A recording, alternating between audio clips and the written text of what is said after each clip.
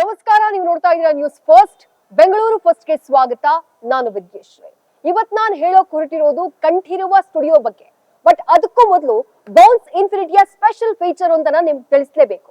Bounce infinity ಎಷ್ಟು mileage ಕೊಡುತ್ತೆ ಗೊತ್ತಾ? ಬೌನ್ಸ್ ನಲ್ಲಿ 3 ಮೋಡ್ಗಳಿದ್ದಾವೆ: ಎಕೋ ಮೋಡ್, ಪವರ್ ಮೋಡ್ ಹಾಗೆ ಟರ್ಬೋ ಮೋಡ್. ಎಕೋ ಮೋಡ್ ನಲ್ಲಿ 75 ಕಿಲೋಮೀಟರ್ ವರೆಗೂ ಕೂಡ ನೀವು ಚಲಿಸಬಹುದು. ಅಷ್ಟು ಮೈಲೇಜ್ ಅನ್ನ ಈ ಬೌನ್ಸ್ ಇನ್ಫಿನಿಟಿ ನೀಡುತ್ತೆ. ಹಾಗೆ ಟರ್ಬೋ ಮೋಡ್ ನಲ್ಲಿ 45 ಕಿಲೋಮೀಟರ್ ಮೈಲೇಜ್ ಕೊಟ್ರೆ, ಪವರ್ ಮೋಡ್ ನಲ್ಲಿ 55 ಕಿಲೋಮೀಟರ್ ಮೈಲೇಜ್ ಅನ್ನ ಕೊಡುತ್ತೆ ಈ ಬೌನ್ಸ್ ಇನ್ಫಿನಿಟಿ.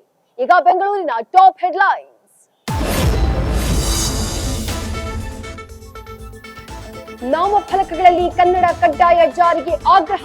ಕರ್ನಾಟಕ ರಕ್ಷಣಾ ವೇದಿಕೆಯಿಂದ ಬೀದಿಗಿಳಿದು ಪ್ರತಿಭಟನೆ.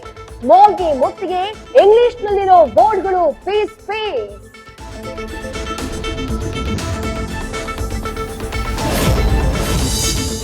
ರಾಜಧಾನಿಯಲ್ಲಿ ಕೋವಿಡ್ ಸೋಂಕಿತರ ಸಂಖ್ಯೆ ಹೆಚ್ಚಳ.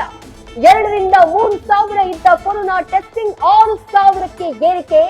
J1.1 ಎಂಟ್ರಿಗೂ ಮುನ್ನ ಬಂದು ಹೋಗಿದ್ದಂತೆ 6 ಉಪತಳಿ.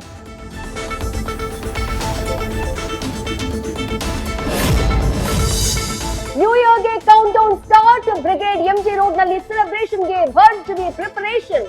ಸಿನಿಮಾ ಸ್ಟೈಲ್ ನಲ್ಲಿ ಬಿಗಿ ಬಂದೋಬಸ್ತ್ಗೆ ಪೊಲೀಸರ ಪ್ಲಾನ್.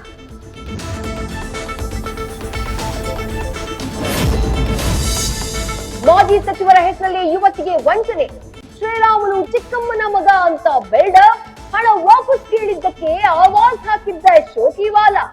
ರಿಲೀಸ್ ರಾಜನ ವಿರುದ್ಧ ದಾಖಲಾಯಿತು ಎಫ್ಐಆರ್.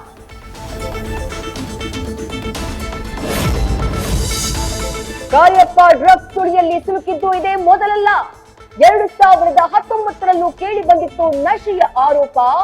ಯಾವಾಗ ಬೇಕಾದರೂ ಕ್ರಿಕೆಟಿಗನನ್ನ ಡೋಪಿಂಗ್ ಟೆಸ್ಟ್ಗೆ ಒಳಪಡಿಸಬಹುದು NADA. ನ್ಯೂಸ್ ಫಸ್ಟ್, ನಿರ್ಭೀತಿಯಿಂದ ನಿಮ್ಮ ಪರವಾಗಿ.